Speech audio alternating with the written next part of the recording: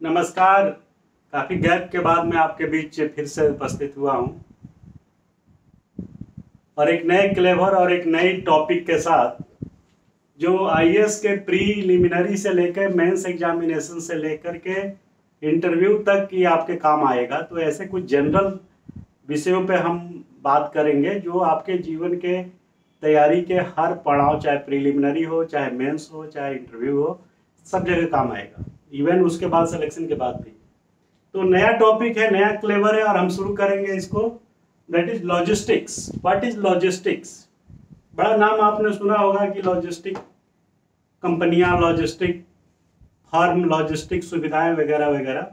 Logistic का मतलब simple भाषा में यह होता है कि किसी भी मोड से, चाहे वो रोड हो, चाहे रेल हो, चाहे एयर हो, चाहे वाटर हो, किसी भी परिवहन के किसी भी मार्ग से वस्तुओं को, सेवाओं को, गुड्स को एक जगह से दूसरी जगह ले जाना और उसको ले जाने के क्रम में उसके उत्पादन से लेकर उपभोक्ता तक की जितनी चीजें हैं उसका ध्यान रखना लॉजिस्टिक्स कहलाता है।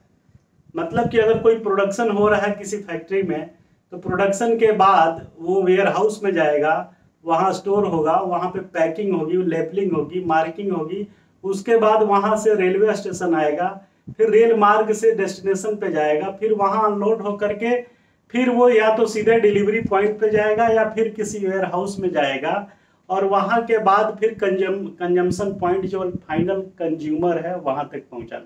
तो ये सारी गतिविधियां उत्पादन से लेकर के उपभोक्ता तक, यानी प्रोडक्शन से लेकर के, अगर हम बात करें प्रोडक्शन से लेकर कंजम्पशन पॉइंट तक की वो सारी गतिविधियां जो ट्रांसशिपमेंट के लिए, परिवहन के लिए, स्टोरेज के लिए, उसके रख रखाव के लिए, उसके सुरक्षित ट्रांजिशन के लिए यूज की जाती है, उसको लॉजिस्टिक्स के नाम से, कंप्लीट चेन को एक लॉजिस्टिक्स के नाम से जाना जाता है, जिसको हम जो है लॉजिस्टिक कहते हैं। अब ये चीजें इंपॉर्टेंट क्यों है, ये जानना उतना ही जरूरी है। आपको जान के बड़ी हैरानी होगी कि हमारे देश में लॉजिस्टिक्स के ऊपर जो खर्च आता है वो बहुत ज्यादा आता है। आज की डेट में जीडीपी में टोटल कंट्रीब्यूशन आज की डेट में 12 से 13% के बीच है। ये बहुत ज्यादा है, जबकि दुनिया के देशों में ये एवरेज 6 से 7% है। ध्यान दीजिए, 6-7% है और ये ज्यादा है। ये खुशी की बात नहीं है, ये चिंता की बात है, दुख की बात है। इसलिए क्योंकि अगर जीडीपी में ये लॉजिस्टिक्स सेक्टर जो है अगर इतना ज्यादा कंट्रीब्यूट कर रहा है, इसका मतलब कि वस्तुओं को उत्पादन से लेकर कंजम्पशन पॉइंट तक पहुंचाने में हमारा खर्च जो परिवहन का ज्यादा आता है। समझ रहे मेरी बात? तो वस्तुओं के उत्पादन में जो लागत आती है उसमें परिवहन का खर्च भी शामिल हो जाता है, जिससे वस्तु का दाम बढ़ जाता है। सपोज वस्तु का उत्पादन का खर्च है 100 रुपये और डिस्टेंस अगर बढ़ा, परिवहन का दूरी बढ़ा, ए टू बी, बी टू सी, या जो भी ओरिजिनेटिंग टू डेस्टिनेटिंग पॉइंट है, अगर वो दूरी बढ़ा तो ये जो है 10 रुपया या 20 रुपया या 30 रुपया कुछ भी हो सकता है। जैसे जैसे डिस्टेंस बढ़ेगा बढ़ता चला जाएगा। तो 100 रुपया है सपोज, मान लीजिए 20 रुपये उस पर परिवहन खर्चा, तो इसकी लागत आ गई 120 रुपये। अब जब भी इसकी प्राइस तय होगी, जब बेचने का मूल्य तय होगा, बट नेचुरल 120 से ऊपर होगा, तो हमको ये कॉस्ट जो हमारे अंडर में 20 रुपया, इसको हमें घटाना है, क्योंकि आप उत्पादन की कॉस्ट को बहुत ज्यादा नहीं घटा सकते। लेकिन परिवहन के कॉस्ट, लॉजिस्टिक्स की कॉस्ट को हम घटा सकते हैं। इसको घटाना जरूरी है, जिससे इसका लागत मूल्य जो है 100 + 20 120 न होकर 100 + 5 हो, 3 हो, 4 हो, इस टाइप से हो, जिससे कुल लागत हमारी कम आए। जब लागत कम आएगी तो क्या होगा,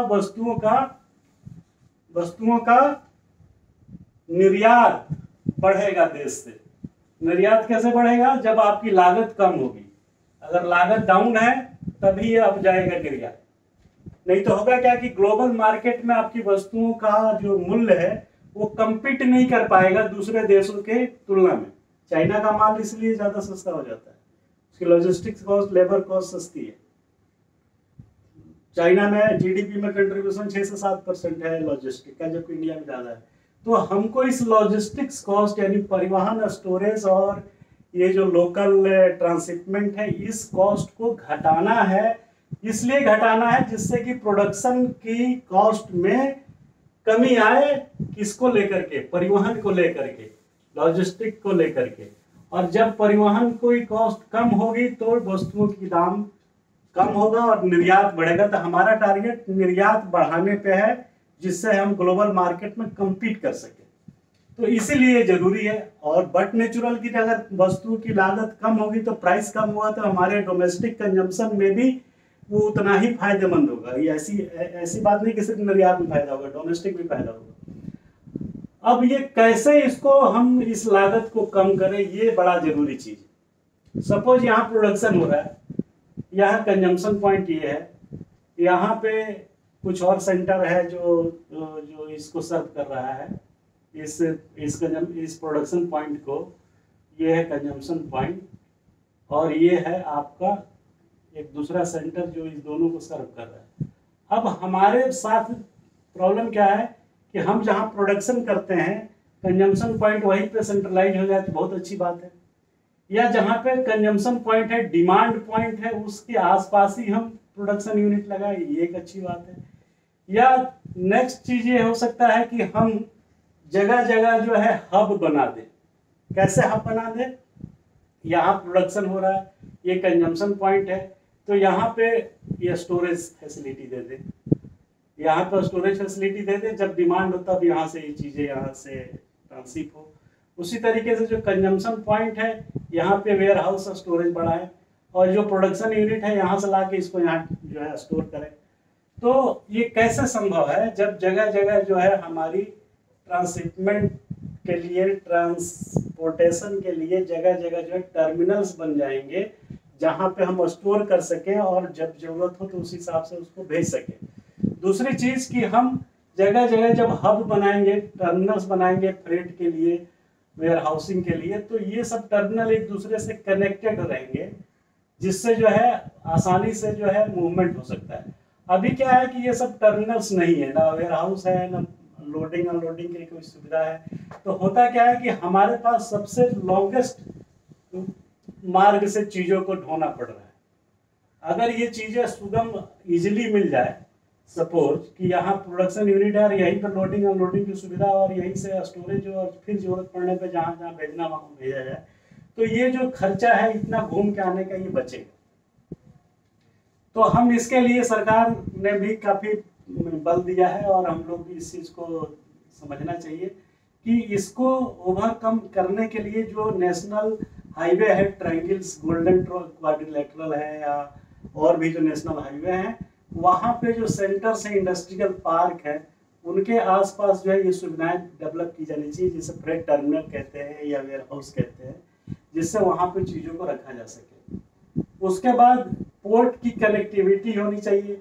पोर्ट के पास भी ये टर्मिनल जो है जितना बन सकता है रिक्वायरमेंट के हिसाब से वहाँ बनाया जाना चाहिए, जिससे स्टोरेज हो सके, वेयर हाउसिंग की सुविधा मिल सके।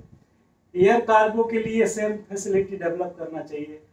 खुशी की बात है कि गवर्नमेंट जो है NHAI, ये national highway authority of India जो है पूरे देश में 35 इस टाइप के लॉजिस्टिक पार्क बना रही है, जिससे क्या होगा कि इन चीज़ों का प्रोडक्शन के बाद स्टोरेज जो है आसान हो जाएगा, और आसान होने के बाद जो उसका कंजम्पशन पॉइंट है वो सीधे हाईवे से या रेल मार्ग से, रेलों को भी डेवलप करके जोड़ा जा रहा है, और रेलवे के जो DFC कॉरिडोर है इसके आसपास जो कॉरिडोर गई है लाइनें, इनके बीच जो इंडस्ट्रियल पार्क है उनके पास में भी ये वेयर हाउसिंग और ये सब चीजें जो फ्रेट टर्मिनल, लोडिंग अनलोडिंग के लिए डेवलप किए जा रहे हैं।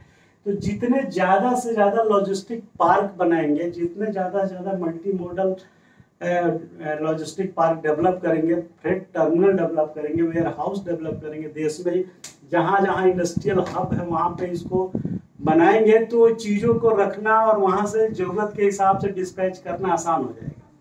आपको सुन के ताज्जुब होगा कि हमारे पास जितना अनाज पैदा होता है उसको रखने के लिए वेयर हाउस नहीं, गोदाम नहीं है, सड़ जाते हैं, चीज़ें सड़ जाती हैं, उतने हमारे पास जो है रिसोर्सेज नहीं है। वेयर हाउसेज नहीं है। तो ये इसलिए इन सब चीज़ों की ज़रूरत है, और ये जब चीज़ें डेवलप होगी तो हमारा लॉजिस्टिक कॉस्ट घटेगा और निर्यात बढ़ेगा। इसलिए लॉजिस्टिक्स के क्षेत्र में फोकस करना, एक इंफ्रास्ट्रक्चर डेवलप करना बहुत ज़रूरी चीज़ है। आपको समझ में आया होगा कि लॉजिस्टिक क्या है और इसका क्यों ज़रूरत है, क्या इम्पोर्टेंस है, क्यों इम्पोर्टेंस है, और इसको कैसे हम ओवरकम, कैसे इसके ऊपर जो है विजय प्राप्त कर सकते हैं। Thank you very much. नमस्कार।